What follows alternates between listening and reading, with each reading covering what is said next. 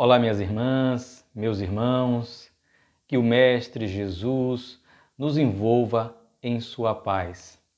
Vamos dar início agora a mais um estudo do Evangelho de Jesus sob as luzes da doutrina espírita.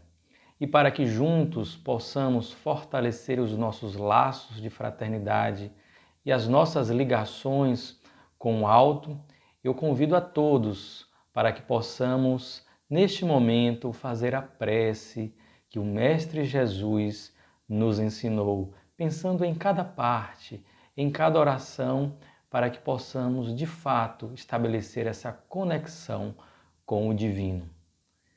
Pai nosso que estais nos céus, santificado seja o vosso nome. Venha a nós o vosso reino, seja feita a vossa vontade, assim na terra como no céu. O pão nosso de cada dia dai-nos hoje. Perdoai as nossas ofensas, assim como nós perdoamos a quem nos tem ofendido. Não nos deixeis cair em tentação, mas livrai-nos de todo mal, que assim seja. O tema do nosso estudo de hoje é escândalos, que nos remete a uma passagem do Novo Testamento em que Jesus nos informa que os escândalos são necessários, mas ai daquele através do qual os escândalos venham. E é uma passagem intrigante que nos convida a uma compreensão maior das lições de Jesus. Este tema está no capítulo 8 de O Evangelho segundo o Espiritismo, que tem como título geral Bem-aventurados os que têm puro coração. E também está no livro Jesus e o Evangelho à luz da psicologia profunda, do Espírito Joana de Ângeles, no capítulo intitulado Escândalos. E é interessante nós refletirmos sobre esta temática que nos convida a uma autoobservação. Até que ponto eu sou uma pessoa escandalosa? Até que ponto eu sou uma pessoa que produz escândalos? De que escândalos Jesus estaria falando? Será que eu sou, e aí é interessante que cada um pense, uma pessoa que produz escândalos? Eu sou uma pessoa escandalosa? Jesus está falando daquele escândalo de uma pessoa expansiva, de uma pessoa que tem as suas manifestações com um tanto quanto de barulho, de movimentação. Nós temos determinadas culturas, determinados povos que têm uma tradição de expansão, o brasileiro, em especial o nordestino, o baiano, mais para o sul, o carioca, na Europa, o italiano, o espanhol de algumas regiões também, o mexicano, os povos africanos com a sua alegria, com as suas cores. Será que Jesus, quando fala de escândalos, está falando nessa perspectiva das crianças escandalosas? Eu tenho um filho, hoje já prestes a completar 9 anos, que no dia que ele nasceu na maternidade, eu acompanhei o parto e minha esposa teve uma intercorrência médica, teve alergia à anestesia, e assim que ele nasceu, a obstetra o passou para a pediatra, foi fazer os primeiros cuidados. Eu permaneci na sala de cirurgia, acompanhando minha esposa ali preocupado, e quando terminou, tudo deu certo, que eu fui buscá-lo, e eu lembro que ao chegar ali no local onde estavam as crianças, tinha um que não gritava, não chorava, ele berrava. Eu acredito que daria para ouvi-lo em Nova Ferradas, né? E ele nasceu ali no Hospital Manuel Novaes, em Itabuna, mais de 10 quilômetros de Nova Ferradas, e claro que eu faço aqui um exagero retórico, mas ele chorava muito. E eu perguntei, quem é esse menino que chora? E alguém do corpo de enfermagem falou, é o seu filho. E até hoje ele é alguém contestador, alguém que reclama, que quando chora, chora muito, né?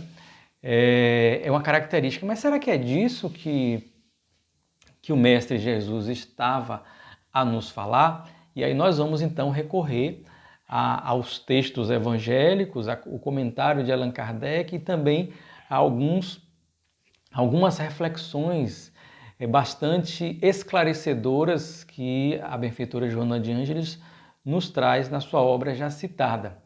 No primeiro momento, nós temos lá no capítulo 8 do Evangelho segundo o Espiritismo, o item 11, que traz as passagens bíblicas do Novo Testamento que estão no Evangelho de Mateus, capítulo 5, versículos 29 e 30, e capítulo 18, versículos 6 a 11, depois, que está no item 11 do capítulo 8º, depois teremos o item 12, que é uma reflexão, um esclarecimento de Allan Kardec, e depois passaremos a algumas reflexões de Joana de Ângeles.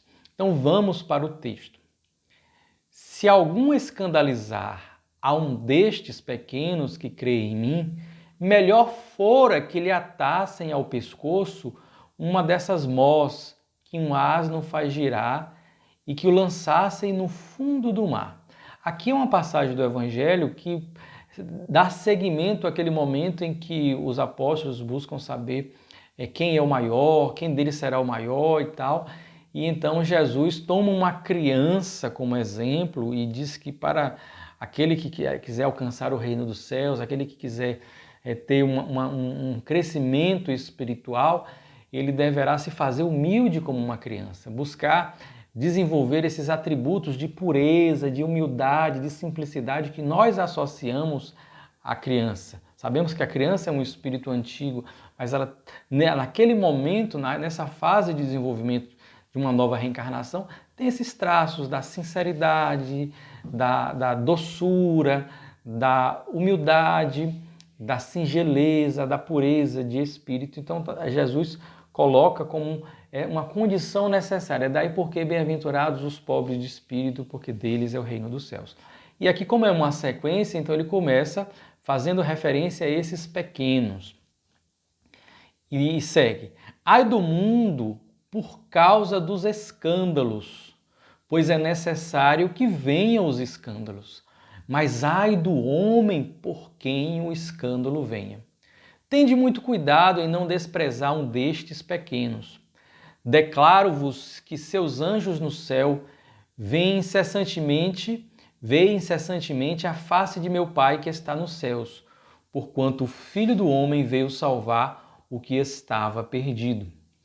Se a vossa mão ou o vosso pé vos é objeto de escândalo, cortai-os e lançai-os longe de vós. Melhor será para vós que entreis na vida tendo um só pé ou uma só mão, do que terdes dois e serdes lançados no fogo eterno. Se o vosso olho vos é objeto de escândalo, arrancai-o e lançai-o longe de vós. Melhor para vós será que entreis na vida eterna tendo um só olho, do que terdes dois e serdes precipitados no fogo do inferno. Que texto forte, que texto que traz uma mensagem intensa, mostrando aí as consequências, a lei de causa e efeito e as consequências na vida futura das nossas escolhas que caracterizem escândalos. E aí Allan Kardec nos traz um primeiro comentário no item seguinte. No sentido vulgar, escândalo se diz de toda ação que de modo ostensivo vá de encontro à moral ou ao decoro. O escândalo não está na ação em si mesma, mas na repercussão que possa ter. A palavra escândalo implica sempre a ideia de um certo arruído. Muitas pessoas se contentam com evitar o escândalo, porque este lhes faria sofrer o orgulho, lhes acarretaria perda de consideração da parte dos homens. Desde que as suas torpezas fiquem ignoradas, é quanto basta para que se lhes conserve em repouso a consciência. São, no dizer de Jesus, sepulcros branqueados por fora, mas cheios por dentro de podridão. Vasos limpos no exterior e sujos no interior. No sentido evangélico, a acepção da palavra escândalo, tão a miúde, tão frequentemente empregada, é muito mais geral, pelo que, em certos casos, não se lhe apreende o significado. Já não é somente o que afeta a consciência de outrem, é tudo o que resulta dos vícios e das perfeições humanas, toda reação má de um indivíduo para o outro, com ou sem repercussão. O escândalo, neste caso, é o resultado efetivo do mal moral. O escândalo é o resultado efetivo do mal moral. E aqui Allan Kardec traz uma definição no sentido evangélico de qual seria este escândalo que Jesus nos fala. É aquela conduta que gere ou não uma repercussão para outra pessoa, mas em mim mesma ela já é um mal em si que vai gerar repercussão para mim, ainda que eu não perceba de imediato. Então vejam essa compreensão que nos é facilitada pela doutrina espírita, que vai nos mostrando o sentido no qual Jesus, através do qual Jesus buscou nos levar a uma compreensão da mudança do nosso comportamento. E aí Joana de Ângeles vem adiante e acrescenta outros esclarecimentos grandiosos. E ela inicia o seu capítulo Escândalos dizendo: tudo aquilo quanto violente o equilíbrio, o estabelecido, constitui um escândalo, uma irreverência tentatória contra a ordem. Como consequência, os efeitos do ato danoso produzem ressonância, desarmonizando o indivíduo, o próprio indivíduo, e com ele, aí sim, o grupo social no qual se encontra situado. Então, Joana já nos traz o escândalo, concordando com o que está no Evangelho e ampliando ainda mais a nossa compreensão, como toda ação, toda atitude, positiva ou negativa, ativa ou omissiva, todo comportamento que vai gerar uma desarmonia no fluxo natural e equilibrado da vida e que gera uma primeira ressonância naquele que pratica e pode reverberar para o grupo social em que se insere. E essa reverberação sempre acontecerá em maior ou menor grau, porque se eu sou uma pessoa feliz, a minha felicidade vai acabar gerando frutos positivos na sociedade, a minha bondade, a minha serenidade. Se eu sou uma pessoa reclusa, se eu sou uma pessoa que ainda que não faça mal a outrem, eu esteja num estado de espírito de desarmonia, as outras pessoas não vão fruir do que eu poderia gerar se eu estivesse alegre, da minha felicidade, da minha produção positiva. Então, essa desarmonia interna, ela gera uma primeira repercussão em mim e vai gerar uma repercussão maior ou menor na sociedade. Quando nós buscamos compreender a etimologia da palavra escândalo, que vem do latim scandalum, e que tem também um correspondente no grego, sempre nos apresentam as definições de pedra de tropeço, de um mal que nos leve a algo, de uma tentação, de algo negativo. Então, é de fato um obstáculo, uma pedra de tropeço para uma vida mais harmônica, em que haja uma fluidez melhor e que nós possamos ter uma paz interior e, consequentemente, contribuamos para uma paz social. Segue Joana. O lamento do homem Jesus sobre o escândalo é portador de uma invulgar energia nos seus discursos. É um texto que traz muita energia, convidando a atitudes que seriam absurdas se consideradas na letra neotestamentária, ao pé da letra, que conclama a eliminação do órgão por intermédio do qual se processa o escândalo, antes que despertar na vida além do corpo com o seu modelo perispiritual degenerado.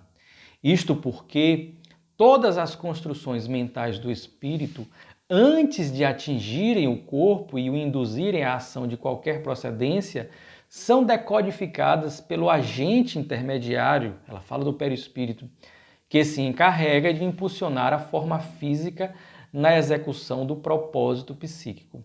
Aqui Joana nos chama a atenção, primeiro, da condição de Jesus encarnado, o homem Jesus. Joana faz um esforço muito grande de nos apresentar Jesus como um ser humano, que esteve encarnado entre nós. Um ser humano, sim, espírito puro, espírito nobre, espírito evolvido, espírito individualizado, espírito em permanente comunhão com o Pai, mas um ser humano que esteve conosco, que teve um corpo de carne e osso, que sofreu as dores físicas das flagelações pelas quais passou, da sua crucificação. No nosso processo de transição de uma concepção teológica mais primitiva para uma emancipação espiritual e compreensão mais correta, pura, plena das leis divinas, nós ainda trazemos muitas vezes Jesus como aquela figura que foi deificada, a figura do Deus, daquele inacessível, daquele que esteve entre nós, que expressou o seu amor, mas que não viveu as agruras intensas que o Evangelho retrata como um ser humano encarnado. E nós vamos ver no seu Evangelho que sim, que Jesus foi homem, puro, bondoso, amoroso. Isso tudo fortalece o seu Evangelho. Porque para aqueles que imaginam que Jesus tinha um corpo fluídico, e no meio espírita houve uma corrente ali a partir dos estudos de Rustam que defendiam isso, que nada mais é do que uma tentativa de mesclar os ensinos espíritas com as tradições cristãs antigas que deificavam Jesus. Então, Jesus, na realidade, se tivesse tido um corpo fluídico que não sofresse as dores pelas quais nós passamos quando sofremos alguma flagelação, teria sido um ator no momento em que foi torturado, teria sido um ator no momento em que foi crucificado, mas não, ele não foi um ator, ele vivenciou, e por ter vivenciado e ter dado uma resposta de amor, demonstrou a verdade do que ele era, do que ele veio trazer, de tudo que ele falava. Jesus, na sua demonstração de amor, ele teve momentos de pura felicidade, de companheirismo com os seus amigos. Embora fosse um espírito puro, que lidava com crianças espirituais, ele compartilhava. Há uma compreensão no meio cristão, inclusive com base em muitas literaturas, que Jesus não sorria. Jesus, além de ter a sua característica de alegria permanente, mesmo sem sorrir, porque era um espírito puro, um espírito leve, um espírito em comunhão com o Pai. Então ele era um espírito que transbordava felicidade e alegria. Ele também teve vários momentos em que ele sorria, e esses momentos ele sorria, em especial quando ele compartilhava da companhia daquelas pessoas caras ao seu coração.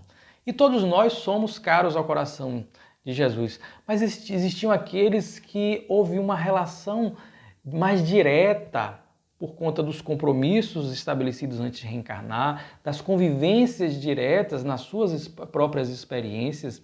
Então ele demonstrava aquela felicidade, daquela comunhão em fraternidade. Nós vamos ver isso narrado no livro Boa Nova, de Humberto de Campos, quando ele fala do primeiro encontro de Jesus com Maria de Magdala na casa de Pedro, de Simão Pedro, em Cafarnaum, quando Jesus aguarda Maria de Magdala e quando ela chega e que eles se encontram, ele a recebe com um sorriso alegre. E no momento final do seu diálogo com Maria, depois de prestar os esclarecimentos, ele demonstra novamente, das suas últimas orientações, oferecendo novamente o seu sorriso.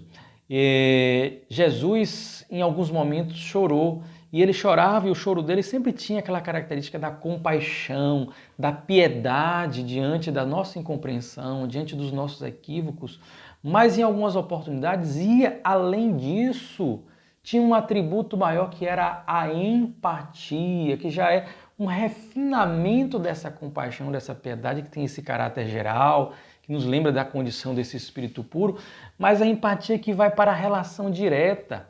E nós vamos ver, como gostamos de lembrar, no momento em que Jesus vai até Lázaro, chamado pelas suas irmãs Marta e Maria, que era dado ali pelos seus familiares e amigos como já morto, E Jesus, quando tem aquele contato e que ele percebe aquela comoção de todos diante da morte, ele se permite também, num processo de empatia, de fraternidade, de amizade direta, de amizade profunda, também se emocionar profundamente, como diz o Evangelho, e algumas obras ampliam este relato, algumas outras literaturas, inclusive espírita, ampliando e mostrando que Jesus também chora, mas ele chora não só pela compaixão, mas por um processo de empatia.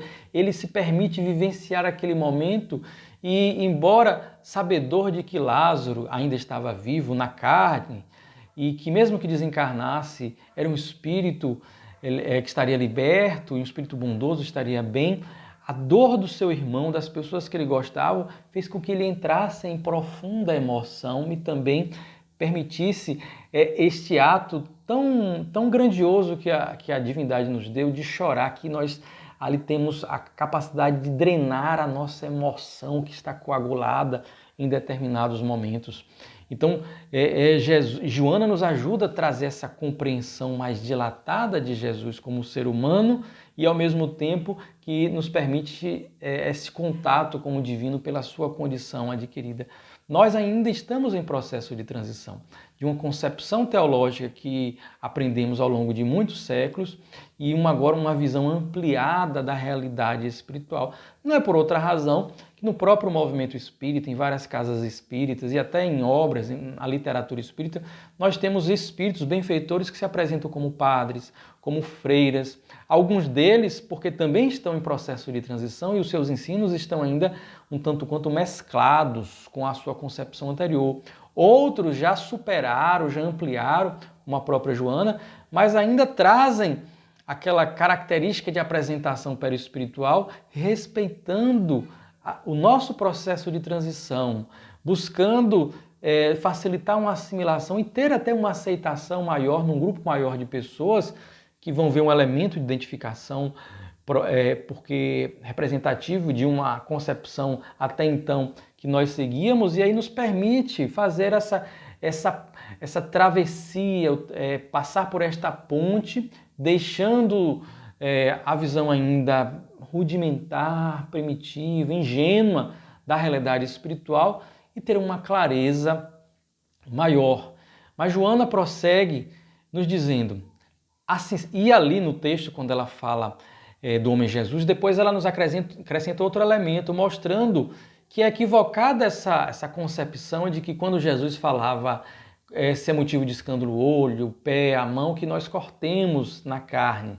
E essas prescrições existem em vários textos religiosos do Antigo Testamento, do Alcorão e de outras concepções religiosas, matar o mal pela raiz, cortar aquilo que é motivo de escândalo. E aqui ela vai nos trazer uma compreensão da realidade espiritual, que a mão é apenas um apêndice através do qual o espírito, o ser, se manifesta. Então nós devemos promover essa secção no nosso ímpeto, nos nossos impulsos espirituais, porque se for assim eu posso cortar o braço, arrancar o olho e ainda assim encontrarei outros instrumentos através dos quais eu darei vazão ainda aos meus escândalos. Eu me recordo de uma certa vez, na minha atividade profissional, lidar com um caso de um rapaz já adulto, jovem, em que a mãe era muito boa, trabalhadora, mas ele tinha tendências negativas e dava vazão a essas tendências, foi para outro estado da nação, lá sob o pretexto de buscar emprego, mas lá se envolveu com a criminalidade, começou a subir em postes para roubar fios, o cobre dos fios, caiu de um deles, tomou choque, mas sobreviveu, ficou machucado, mas não teve sequelas, voltou para a sua cidade natal na Bahia, lá se envolveu com crime, por divergências lá com os outros criminosos, ele foi alvo de um atentado, tentaram matá-lo, ele sobreviveu, mas ficou paraplégico. E aquilo parecia que seria... Veja, ele subiu no poste, caiu e não ficou paraplégico ainda. Seguiu no mundo do equívoco, do crime, e aí agora sim ficou. É como se a vida tentasse dar limites a ele. E ele passou um tempo ali, um tanto quanto modificado, e depois voltou ao mundo do crime, mesmo sem os movimentos da cintura para baixo, voltou a se envolver com crime, com tráfico de drogas. Então vejam, mesmo que aquele instrumento seja, entre aspas, arrancado, se nós não modificarmos a essência, né, que é a geradora do movimento exterior, nós encontraremos outros meios para a manifestação dos nossos equívocos. Segue Joana. Assim sendo, compreensivelmente, a matéria não é responsável pelas ações a que vai induzida. Razão porque fortaleza e fraqueza de caráter, de vontade, de ação, pertencem ao espírito e não ao corpo, que sempre reflete a origem de onde procedem. É inevitável a ocorrência de fenômenos perturbadores e infelizes, considerando-se o estágio em que se demoram as criaturas humanas, a sua anterioridade de conduta, os hábitos a que se encontram vinculadas. Todavia, quando alguém se ergue para censurar e condenar sem autoridade moral para o fato, também produz escândalo, por esconder a deficiência e desforçar-se naquele em que projeta a inferioridade que gostaria de eliminar. Vejam que aqui ela reforça aquela ideia que é no espírito que estão as mazelas pelas nossas escolhas, pelos nossos condicionamentos decorrentes das nossas escolhas, e é aí que nós deveremos direcionar a nossa atenção para a modificação que existe dentro de nós. E ela fala, é inevitável a ocorrência de fenômenos perturbadores e infelizes. E aqui ela explica aquela fala de Jesus que às vezes é mal compreendida. É necessário que venham os escândalos. E alguns que vão para a literalidade do texto neotestamentário compreendem, Jesus está dizendo que tem que ter, que nós temos que praticar o escândalo, que é uma apologia ao escândalo. Não, Jesus está dizendo que o escândalo é necessário, porque é uma decorrência natural do nosso nível evolutivo, do nível do nosso mundo. Nós não teremos como avançar desconsiderando que os escândalos acontecerão, porque são reflexo ainda do nosso meio. Então Jesus ele não estava propondo que fossem feitos escândalos, ele estava profetizando, dizendo que ainda que nós venhamos, tragamos uma mensagem de amor, de paz, os escândalos virão, porque o nível evolutivo do mundo ainda não permite nós vivermos sem eles. Muitos estão no seu processo, na sua luta. Foi por conta disso que Jesus, por compaixão, lá perto dos seus últimos dias na terra, ele deixa Jerusalém com os apóstolos, vai ali para o Monte das Oliveiras e tem aquela passagem bíblica que ele chora por Jerusalém, chora sobre Jerusalém, lamentando a todas as oportunidades que tivera aquele povo, aquele grupo de espíritos, mas que não aproveitam por conta, sobretudo, do seu orgulho. E aí nós vemos uma mudança de perspectiva. Jesus não propõe o escândalo, pelo contrário. Ele, ao dizer que ai daquele pelo qual vem o escândalo, ele está falando da lei de ação e reação, de causa e efeito, que nós devemos nos esforçar para conter esses ímpetos, esses impulsos que nós ainda trazemos negativamente, mas que ainda assim no nosso mundo, aqui e acolá, os escândalos acontecerão. Segue Joana.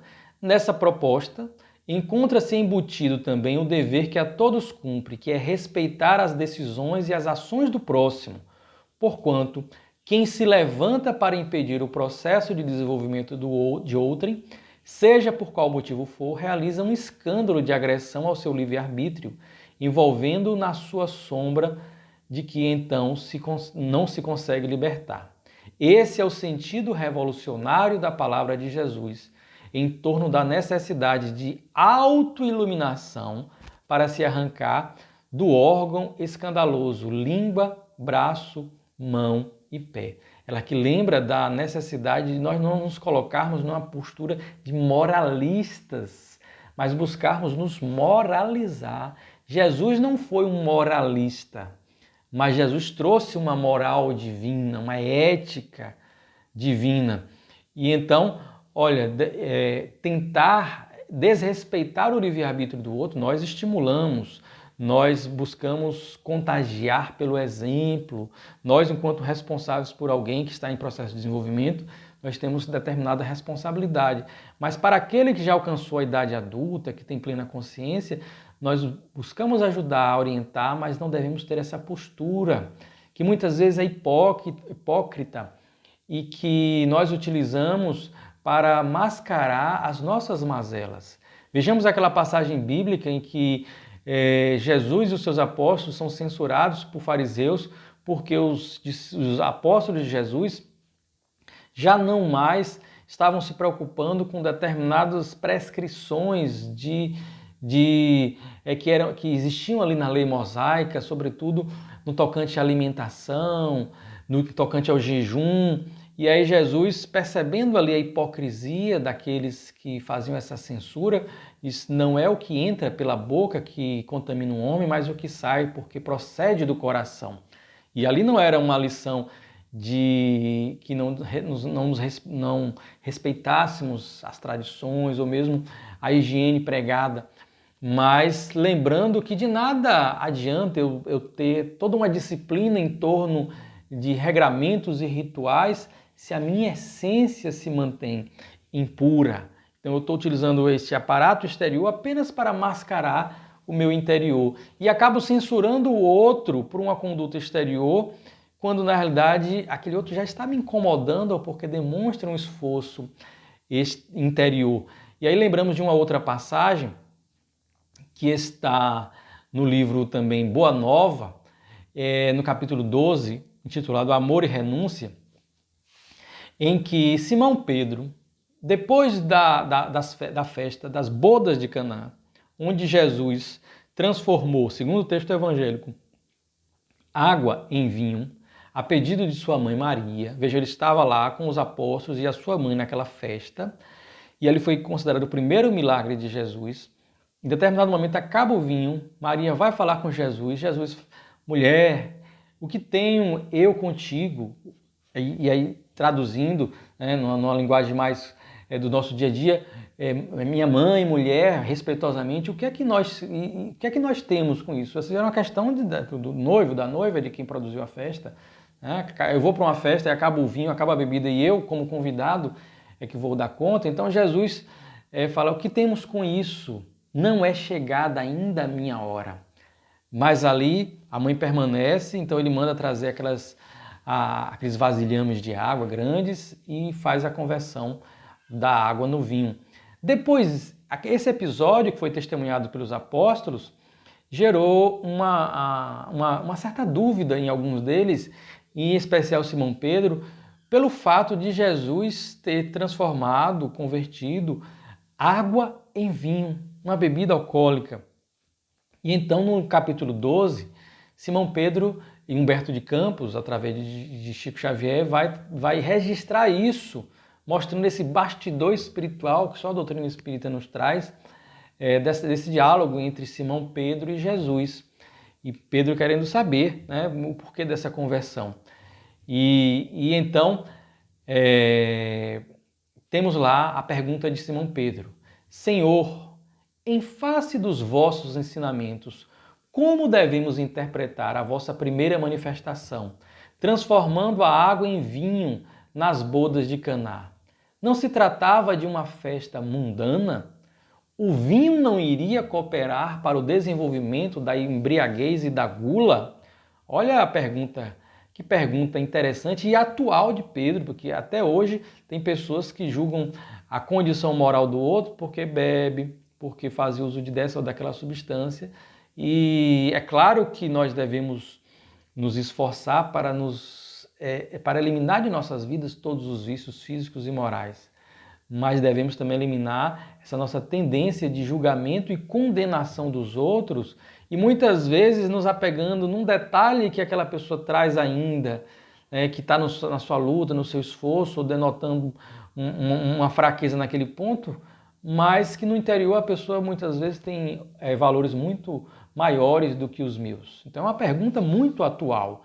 E hoje no meio religioso, em algumas linhas, existe uma postura moralista muito grande, sobretudo relacionada a aspectos exteriores, das manifestações humanas e muitas vezes se esquecendo de uma essência, que isso sim é o mais importante, e a essência em si, né? O outro, cada um segundo as suas obras. Jesus compreendeu o alcance da interpelação e sorriu. Simão, disse ele, conheces a alegria de servir a um amigo? Olha que resposta magistral, simples e sublime. Vem Pedro ali todo cheio de dedos, Senhor, se tu transformou água em vinho, isso aí vai estimular a embriaguez, a gula, os vícios. E Jesus, Simão, conheces a alegria de servir a um amigo? Ontem foi o dia considerado o dia da amizade, o dia internacional da amizade, o dia do amigo, né? Então, aí fomos inspirados a buscar este texto por conta do dia de ontem, mostrando como Jesus colocava este valor de fraternidade, de altruísmo, de empatia na sua vida e nas suas relações. Pedro não respondeu, pelo que o mestre continuou. Jesus fez uma pergunta: conheces a alegria de servir a um amigo? Pedro não respondeu, pelo que o mestre continuou. As bodas de Caná foram um símbolo da nossa união na terra. O vinho ali foi bem o da alegria, com que desejo selar a existência do reino de Deus nos corações. Estou com os meus amigos e amo-os a todos. Os afetos da alma, Simão, são laços misteriosos que nos conduzem a Deus. Saibamos santificar a nossa afeição, proporcionando aos nossos amigos o máximo de alegria. Seja o nosso coração uma sala iluminada, onde eles se sintam tranquilos e ditosos. Tenham sempre júbilos novos que os reconfortem. Nunca contaminemos a fonte de sua simpatia com a sombra dos pesares. As mais belas horas da vida são as que empregamos em amá-los, enriquecendo-lhes as satisfações íntimas. Jesus mostra ali que ele iniciou o seu ministério apostólico formalmente, fazendo o seu primeiro milagre numa festa de casamento. E o vinho ali, muito mais do que como uma bebida que embriagava, como este símbolo de união, essa manifestação da sua alegria, dando contentamento aos seus amigos, porque Jesus sabia que quem ali tinha o seu vício não deixaria se o vinho tivesse acabado naquele momento. Ele não estava preocupado com estas questões que só o tempo irá resolver no processo de cada um, na busca de cada um. Então ele respeitava, as pessoas querem beber, vão beber, estão ali, é uma festa de casamento. Ele não estava ali naquele momento para vir com moralismos e para antecipar momentos de evolução da Terra, em que aí sim e hoje acontece o culto maior ao corpo, à natureza, a preocupação com a alimentação. Mas veja, só o tempo vai nos trazer isso. Ele estava ali entre amigos. Chico Xavier muitas vezes ia aos presídios, conversar com os presos, e os presos pediam a ele um cigarro, uma coisa ou outra, e Chico não fumava, mas quando pediam ele falava: meus irmãos, alguém aí tem um cigarro para dar para o nosso irmão? Imagine se ele ia chegar ali e falar: meu irmão, não fume, isso é um vício, vai lhe fazer mal. Em outro momento ele até poderia fazer, em outras circunstâncias, mas ali ele estava para acolher, para oferecer a sua amizade, a sua alegria, o seu amor. E aí vejam como os exemplos do Cristo nos ajudam a nos focarmos na verdadeira essência. E aí vamos para os últimos parágrafos aqui que recortamos de Joana, em que ela nos ajuda a melhor compreender essa passagem. As alegorias do Mestre demonstram a sua profunda sabedoria de esconder na letra que mata o espírito que vivifica, porque os seus eram ensinamentos para todos os períodos e tempos da humanidade, não somente para uma fase do processo evolutivo do ser humano e do planeta Terra. Vejamos novamente, as alegorias do Mestre, aquela forma figurada, cortar a mão, cortar o pé, arrancar o olho. As alegorias do mestre demonstram a sua profunda sabedoria de esconder na letra que mata o espírito que vivifica, o espírito da letra, da mensagem. Os textos antigos prescreviam a morte, a letra que mata, mas aqui Joana se utiliza também do sentido profundo do ensinamento e não só aquilo que está na literalidade do escrito. A letra que mata é o espírito que vivifica, porque os seus eram ensinamentos para todos os períodos e tempos da humanidade, não somente para uma fase do processo evolutivo do ser humano e do planeta terrestre. Nos dizeres de Pedro, Jesus tinha palavras de vida eterna. Então o que ele falava não era só para aquele momento, para aquela circunstância, para aquele episódio. Servia para aquele momento, para aquela circunstância, para aquele episódio, para aquele grupo, mas também numa dimensão mais profunda, não compreensível de imediato, mas ali intrínseca, nas alegorias, nas parábolas, estava um sentido maior que nós vamos descobrindo à medida que nós vamos avançando. Daqui a 100 anos nós vamos ler o Evangelho do Cristo e pelo avanço da sociedade teremos uma compreensão ainda maior, ainda mais profunda do que ele quis dizer. E aqui o último parágrafo que nós vamos ler de Joana. A visão da unicidade das existências, de uma vida única, como pregam várias correntes teológicas cristãs. A visão da unicidade das existências, em uma psicologia superficial, torna absurda a lição do mestre a respeito dos escândalos, bem como outras de notável atualidade, se confrontadas com a doutrina dos renascimentos corporais, da reencarnação, que contém a sementeira dos atos e a sua colheita, a realização em uma etapa e o seu reencontro em outra, constituindo o método educativo e salutar para o desenvolvimento de todos os valores éticos que jazem adormecidos no ser profundo, aguardando os fatores propiciatórios ao seu desenvolvimento. Aqui Joana nos traz, se nós tentarmos interpretar as falas de Jesus, aceitando a concepção de que nós temos uma única vida, que nós surgimos ali na hora do nascimento e encerraremos a nossa única experiência carnal na hora da morte e depois seremos submetidos ou aguardaremos um julgamento, não há como compreender de maneira lógica e justa o ensinamento do Cristo, em que, como ele disse para Pedro, na hora que Pedro tirou a espada e cortou a orelha de Malco, um soldado do Sinédrio, Pedro, embainha a tua espada, porque quem pela espada ferir, pela espada perecerá.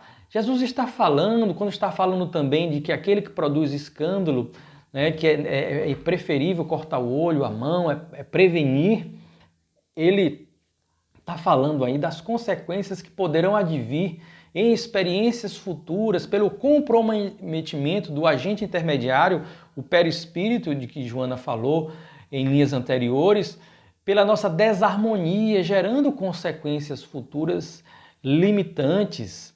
Então, já mencionei numa outra oportunidade um testemunho de uma palestrante brasileira conhecida do Distrito Federal, que ela tem um certo nível de estrabismo e ela própria conta em algumas das suas palestras, de forma alegre, que esse estrabismo dela é uma decorrência, possivelmente, aí uma inferência nossa, pedida por ela, porque em vida passada recente, reencarnação passada recente, ela tinha um hábito, um vício de olhar para o marido de outras mulheres. Então, possivelmente, tenha tido relacionamentos extraconjugais, prejudicado outros relacionamentos. E aí, vejam, trouxe na carne ali uma sinalização daquilo que foi o instrumento do escândalo, que tem o nascedouro no espírito.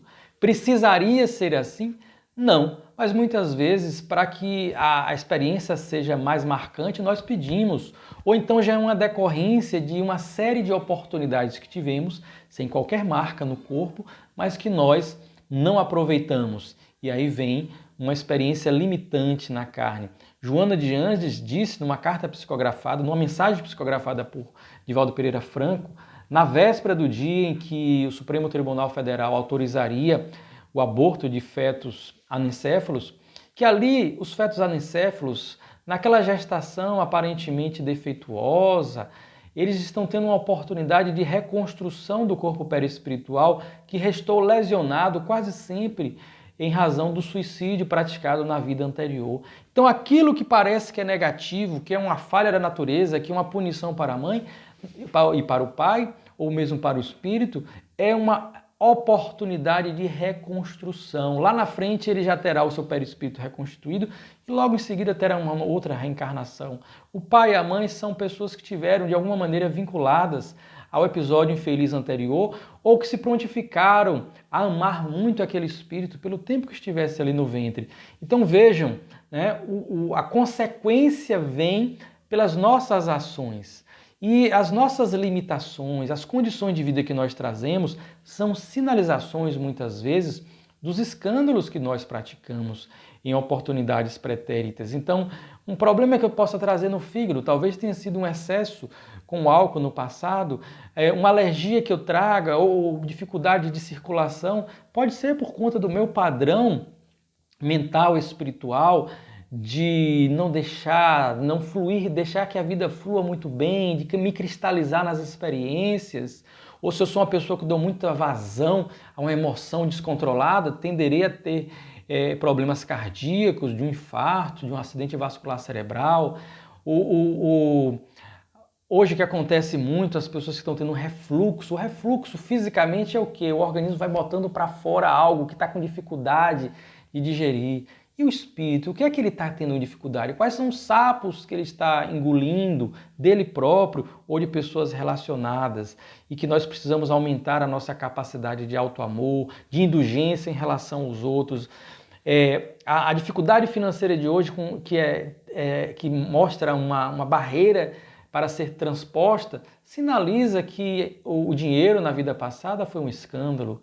A falta de beleza, que isso tudo é relativo, na atual vida, sinaliza o escândalo com a beleza que eu tive em vidas pretéritas. Então vejam que a lição do Cristo torna-se compreensível quando nós pensamos na vida que se segue através de várias experiências reencarnatórias, porque as reencarnações, como está dito na codificação espírita, são solidárias.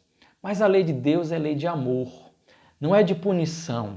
E nós só vamos recolher essas experiências limitantes, com reflexos no nosso corpo, com experiências dolorosas, quando não aproveitamos, quando não façamos a escolha para compensar aquele escândalo agora por uma modificação íntima.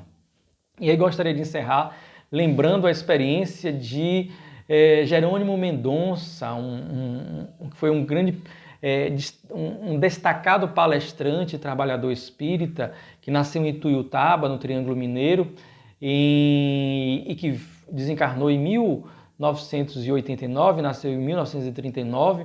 Ele nasceu com seu corpo aparentemente perfeito, andava, falava, ouvia, enxergava, era um jovem que jogava bola, chegou a ter atividades profissionais, teve um primeiro contato com o cristianismo na linha da igreja presbiteriana, depois se transformou em espírita, começou a quase se enamorar por algumas jovens. Ele tinha uma fala muito bonita, uma voz bela, ele falava bem, era inteligente, mas em determinado momento de sua vida ele começou a ter um reumatismo que foi gerando uma limitação corporal, depois ele teve um problema de vista e aquilo tudo foi ampliando, ele começou a andar de muletas, mais adiante ele teve que usar a cadeira de rodas, ele era muito próximo a Chico Xavier, ele de Ituiutaba, Chico de Uberaba ali próximo, e então ele foi conversar com o Chico e Chico falou: você perderá todo o movimento do corpo e ficará cego.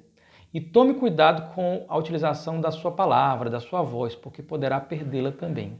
Mas ele fez um voto pessoal de dedicar a sua vida à divulgação do Evangelho, com as luzes do Espiritismo, a prática da caridade, fundou o creche, ajudou a fundar instituições e durante toda a sua vida pregou o Evangelho, perdeu todos os seus movimentos, era levado daqui para acolá numa maca, ele ia sendo levado por companheiros, mas ele tinha uma fala bela, uma fala otimista, uma fala alegre, uma comicidade sutil, leve, respeitosa. Então, é alguém que alegrou muito as pessoas. E quando nós vamos buscar as causas daquela limitação, que ele não nasceu com elas, mas as enfrentou ao longo da vida, o que para muitos é mais doloroso, ele vai verificar que era um espírito que desenvolvera a sua sabedoria, a sua inteligência já há muito tempo. Ele fora um príncipe no Egito Antigo, depois ele fora Cambises, o rei dos persas, cuja crueldade é conhecida e narrada pela história. Depois ele teve passagens na Europa, na corte, foi depois na região da Baviera, Luís II, que teve uma vida voltada à preguiça, à devassidão, a orgias, matou o seu médico, depois morreu afogado. Então ele tinha muita inteligência, muita bagagem no campo intelectual, mas isso tudo não estava sendo utilizado para o bem. E então, em determinado momento, quando chega no plano espiritual, ele pede aos benfeitores espirituais uma reencarnação totalmente expiatória. Ele queria ser cego, ele queria ser surdo, ele queria ser mudo e ele queria ter deficiência mental. Seria um vegetal que dependeria totalmente dos outros. Os benfeitores espirituais observaram, fizeram uma leitura do seu mapa de realizações espirituais, a sua condição e a sua, sobretudo, a sua disposição atual para mudar, para praticar o bem. Ele que já estava, nos últimos tempos, se convertera às mensagens do Cristo no plano espiritual. E os espíritos avaliaram, olha, nós vamos deferir em parte o seu pedido, porque você tem condições de aproveitar a sua encarnação melhor sendo útil e não dando tanto trabalho aos seus companheiros. Você desenvolverá em certo momento da vida a limitação física e da visão, mas você ouvirá bem, você irá falar e terá a missão de pregar esperança nas pessoas e ser uma carta viva do Evangelho, um testemunho vivo do Evangelho, mostrando que mesmo com as dores, com as limitações, é possível amar e ser feliz. E assim ele o fez. E existem algumas palestras de Jerônimo Mendonça na internet, nós estimulamos que vocês busquem, porque elas são engrandecedoras, de um conteúdo doutrinário muito grande e extremamente agradáveis de serem vistas e ouvidas. E que nós também possamos, com a lição do Cristo, buscar essa modificação interior, buscar se conhecer, não dar vazão ao impulso imediato que venha, que possa me levar ao escândalo, porque esse impulso imediato é o eu de outrora e que persiste em ficar no presente, permanecer como é no presente. Não. Avalie, me busque entender e identificar esses impulsos, mas contenhamos aquilo que não é positivo e busquemos convolar isso em uma prática positiva. Na dúvida, pensemos Jesus do nosso lado. Qual orientação ele daria? O que ele testemunharia? E busquemos nos esforçar para corresponder a isso. E na dúvida, lembremos da sua grande lição, não fazer ao outro o que eu não desejo para mim. Assim nós teremos um guia seguro para seguir adiante, reduzindo ao máximo os nossos escândalos, reduzindo ao máximo as consequências dos escândalos pretéritos e daqui para frente, utilizando as nossas possibilidades do Espírito para divulgar o Evangelho do Cristo através das nossas boas ações, através dos nossos exemplos e através da nossa superação pessoal. Que Jesus nos abençoe e nos envolva sempre, sempre com a sua paz.